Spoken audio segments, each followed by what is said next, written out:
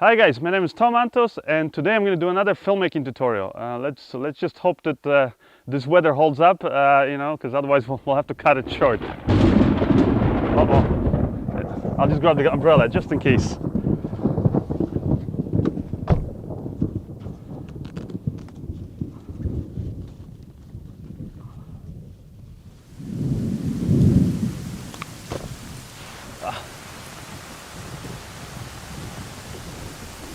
Well, in case you didn't know, this is actually fake movie rain.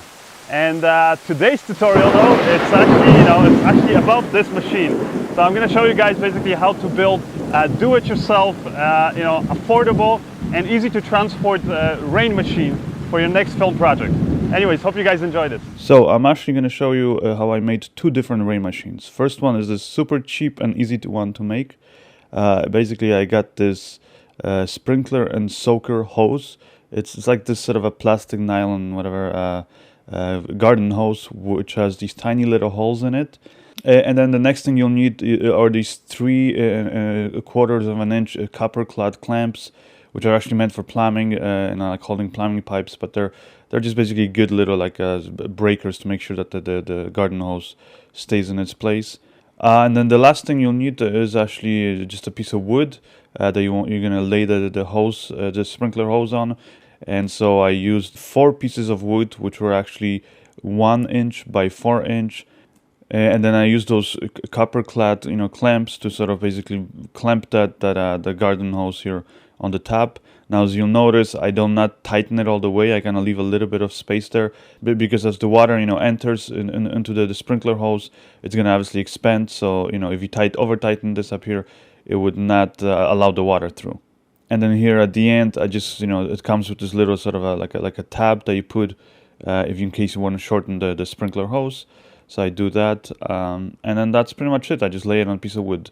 Then I also actually end up just finding some scrap pieces of aluminum tubing, which is square. It's hollow inside, and I just use that to basically to kind of create this makeshift attachment that I can slide onto my light stands. Now these light stands, by the way, are not heavy-duty light stands, so I would recommend, if you have something that can hold up more weight, then I would recommend using those. And of course, my big thing is that I wanted to make sure that I can separate the rain machine in the middle, so that since this one's around 15 feet long, this way it basically allowed me to sort of fold it and put it in my car and actually transport it. So more or less in the middle, I did this sort of a little like these 2 pieces that kind of slide on top of each other.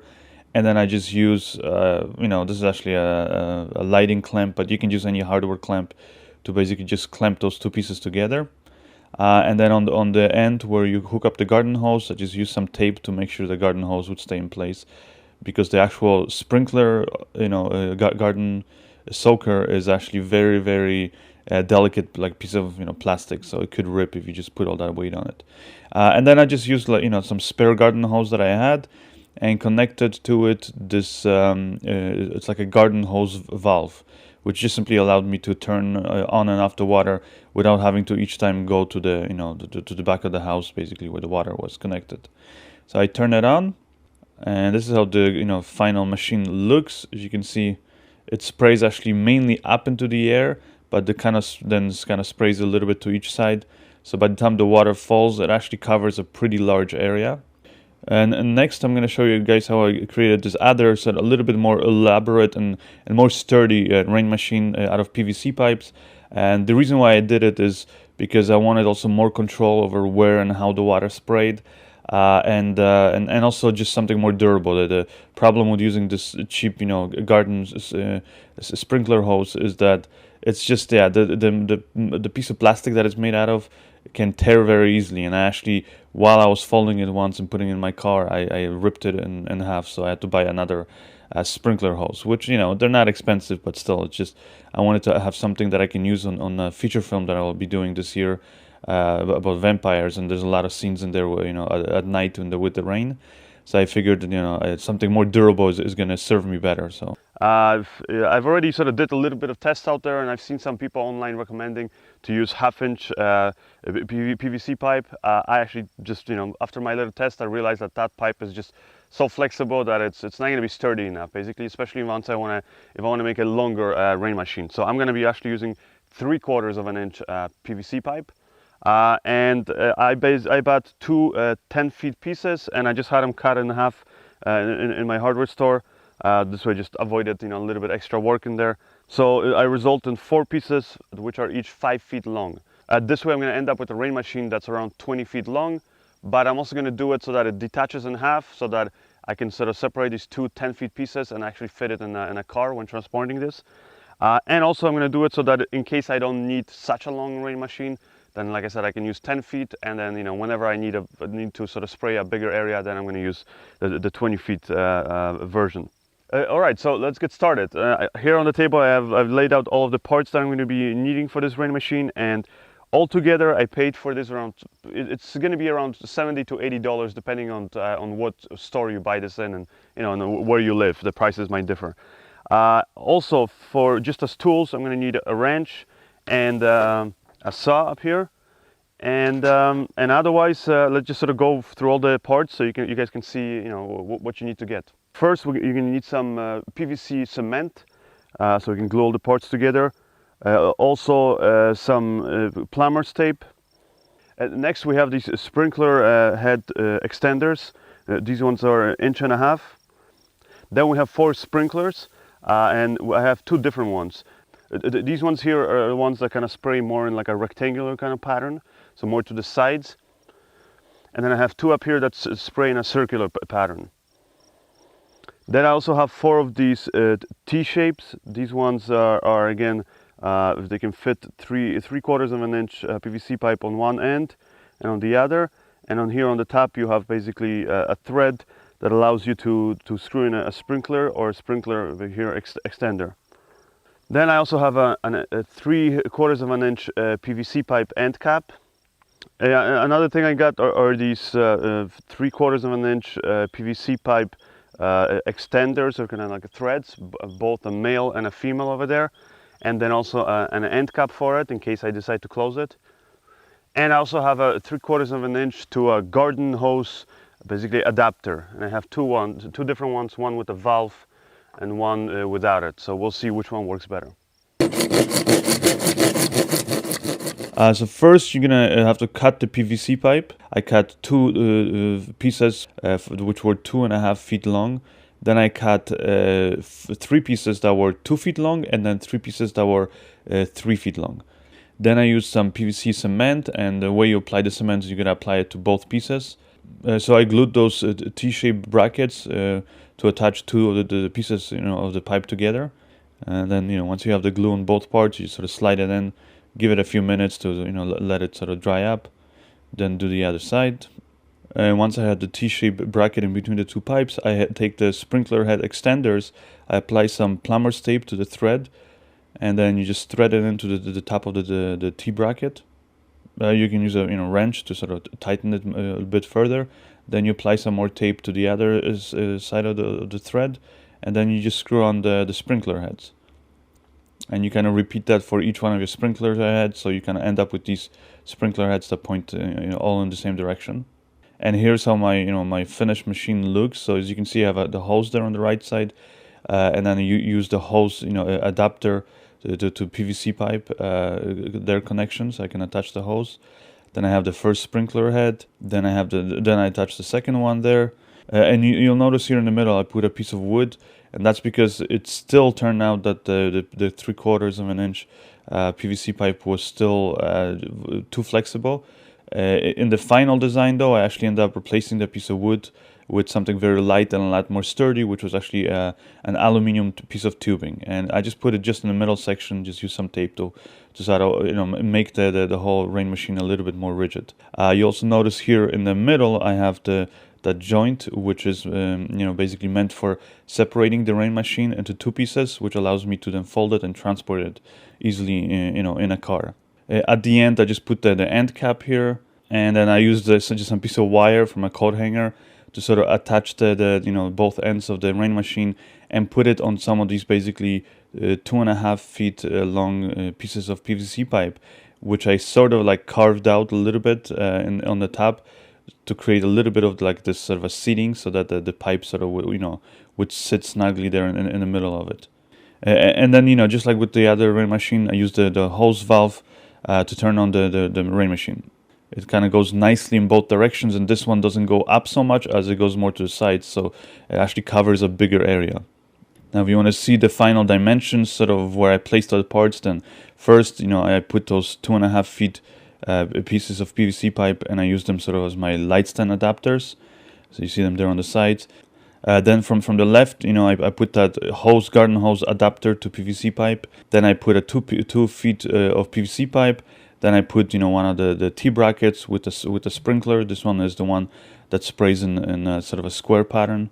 Then I put a 3 feet of PVC pipe. Then another sprinkler head. This one's the one that sprays in the circular pattern. Then another 3 foot PVC pipe. Another round sprinkler head. Then another 2 feet of PVC pipe, and in there, after that, I put in the PVC pipe kind of a joint that I created. Then I put another 2 feet of PVC pipe, then one more sprinkler head there, which is the one that sprays in the square pattern, and then at the end I put a sort of a longer 3 feet piece of PVC pipe. And this way, when you sort of look at it here at the diagram, by placing the sprinkler heads sort of by having the ones that spray in a round pattern in the middle, and then the ones that spray in a square pattern on the sides, what that does is it really sort of maximizes the area where those sprinklers spray, but also it stops or minimizes them from spraying it outside of basically where the light stands are, because there's really no point of me spraying that area, getting the light stands more wet, plus also just getting any sort of equipment there that I might want to place wet, since I know I'm not going to be filming there because the light stands are in the way. And then just put up the light stands and put up as high as you can. As you can see, these light stands are kind of flimsy, but they still do the job. Turn on the water.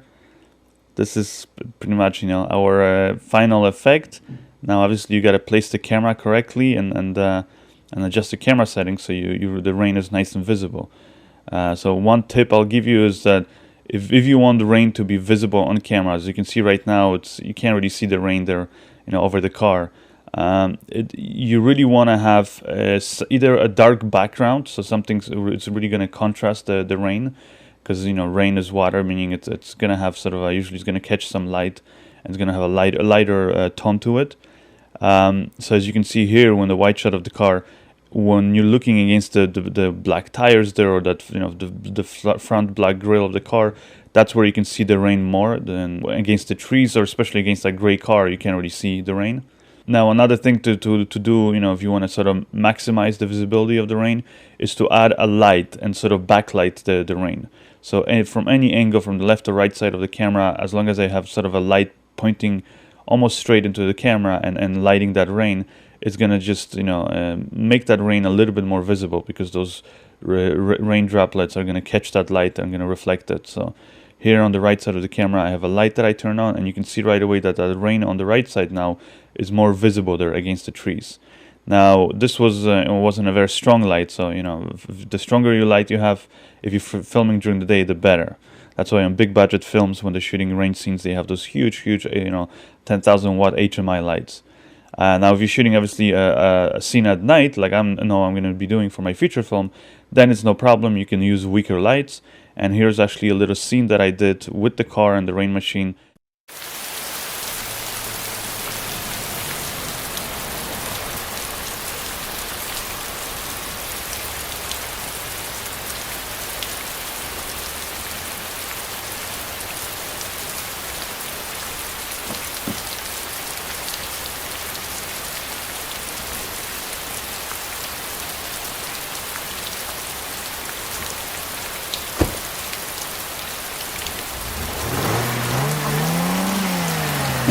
And as you can see, it can be quite dangerous driving at night in the middle of a storm.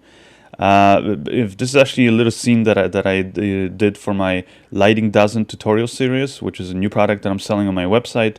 If you guys are interested, it's basically 12 different lighting setups for music videos, films, all kinds of video and film productions.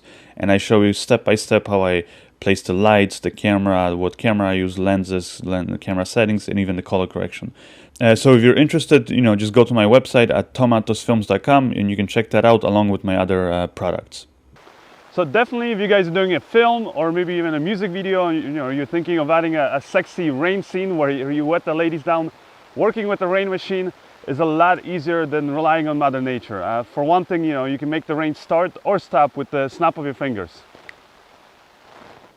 And aside from the timing, you can also control, the area where the rain actually hits, which makes it a lot easier for your crew and the camera and your lights. So you can just basically leave it all just outside of the reach of the rain. Anyways, hope you guys enjoyed this tutorial. As always, for all the details, check out my website at tomatosfilms.com, and I'll see you guys next time. Thanks.